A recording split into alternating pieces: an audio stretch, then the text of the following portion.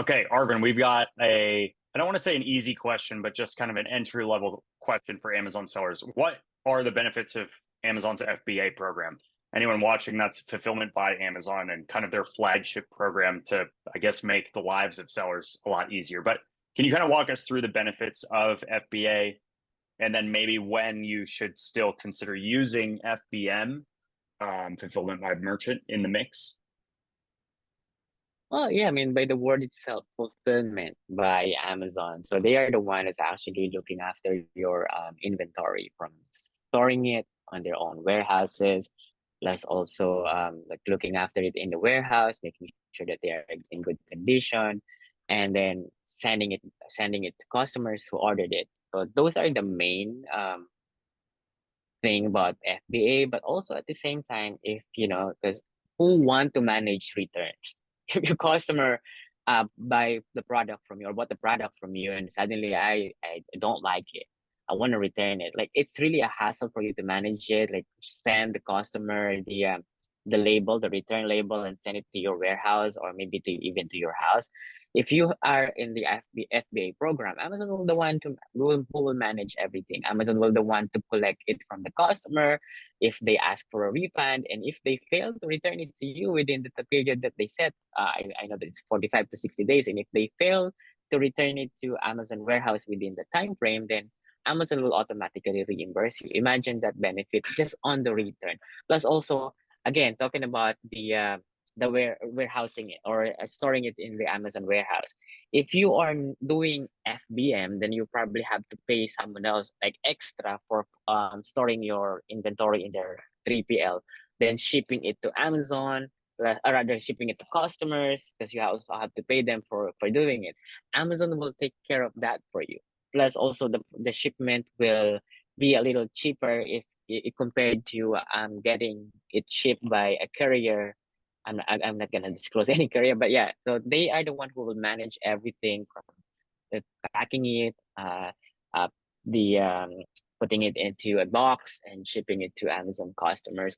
Plus, also I was talking about the reimbursement, like not only about the returns, but also if let's say the product that they receive, they damaged it, then Amazon will automatically reimburse you as if it is actually sold. And then Sure. also products that they have already received, that they already put in the warehouse, but because they are moving inventory from one Amazon warehouse to another, if they damage it again, then they will also reimburse you. That's one of the benefit of doing FBA, but obviously there's a lot more to cover. Yeah. Well, I think You wanna it, add in something? the at the high level, I mean, it just makes your life easier as a seller in terms of your workload, right? And a lot of people now will just ship inventory directly from manufacturer all the way into Amazon. I'm not going to say that's necessarily always a great idea. Can be if you Yeah. really trust your manufacturer. But yeah, it's less workload on you as a seller.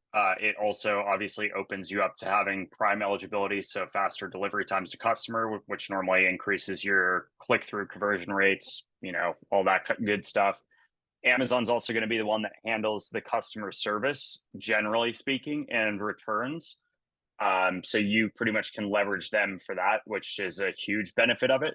And it's super scalable, right? So you can easily add multiple new SKUs if you're doing new product launches or you just have a ton of inventory. You also then don't have to be the one that sits on the inventory or pays, to have a warehouse or a 3PL. Although Mm-hmm. those can be also good solutions. But I think those are kind of the high levels, I would say. And then the last one, obviously, you get to take advantage of Amazon's ridiculously good rates that they have with various shipping companies. So there's a lot of kind of benefits there. I think the second part to that question is there's many times where we've advised clients that we've worked with, hey, you should also maybe consider having an FBM listing. And so I guess Mm-hmm. when are the use cases for that? What does that actually mean? And when are the use cases for that? Yeah, before I answer that, I mean, I want to highlight one more thing about doing FBA because Amazon is very particular about all of these metrics on their seller account. Like for example, the on the account of dashboard there will be the valid tracking rate, meaning that you are actually inputting the correct tracking number, because if your customer complain that I don't have the tracking number, then Amazon will add that violation on your account that could also lead to the deactivation of your account. Plus also being on time on delivery. Amazon, if let's say if you are the one manually fulfilling it, then you're late on sending it to your customer, then there you will again hit one of the metrics of Amazon.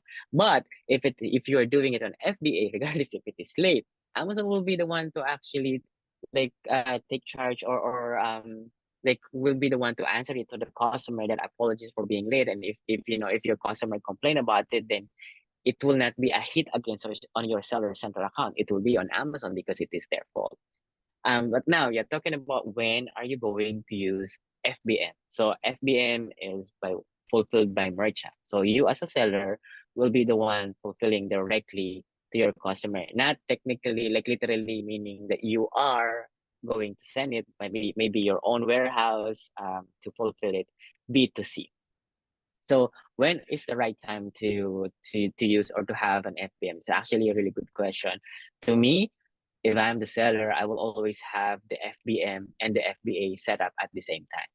Why? Because there will always be limitation when it comes to how many units that you can send into Amazon warehouse. Sometimes you will run a promotion and your promotion did really well, or maybe something really happened and your customer like ordered all of your products and then you ran out of stock in FBA.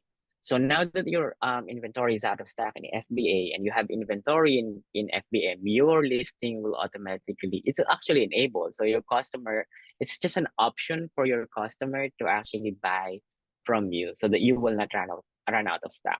Why are we talking about running out of stock? Because it is really important in maintaining your BSR or your bestseller rank. If let's say you're doing really well for the past few days, but then suddenly you run out of stock, and you can send in inventory and FBA for a few days, then your ranking will slowly go down.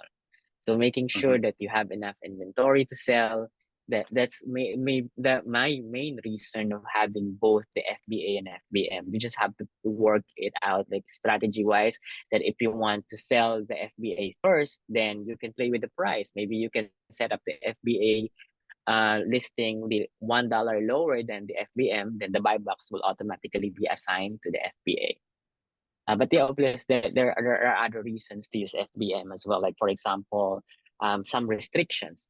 If Amazon is actually not allowing you to send it to FBA because it's classified as a dangerous product or flammable, then you have no choice but to actually just use FBM. Yep. And Makes that's just sense. one instance. Also, one other reason for you to actually use FBM is if your product is actually very bulky or very big or oversized, then you worry about being overcharged by FBA fee or storage fee.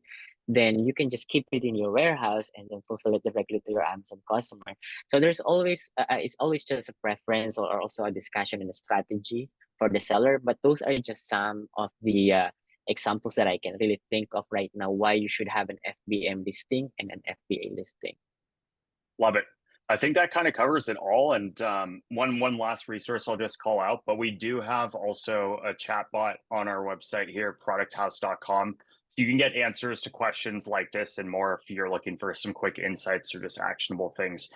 So just head to that website, producthouse.com, for that as well. But I think, Arvin, that covers all of it from my perspective. Is there anything you want to add, or do you think we covered it all?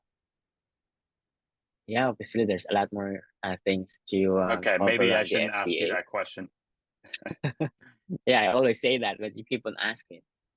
All right. Well, I think that's good for today. If anyone watching has questions, comments, let us know in the YouTube comments down below. We'll do our best to get back to you and answer as many questions as we can or create a video for you as well. So I think that's it for this one. Awesome. Thanks, man. Yep. See ya.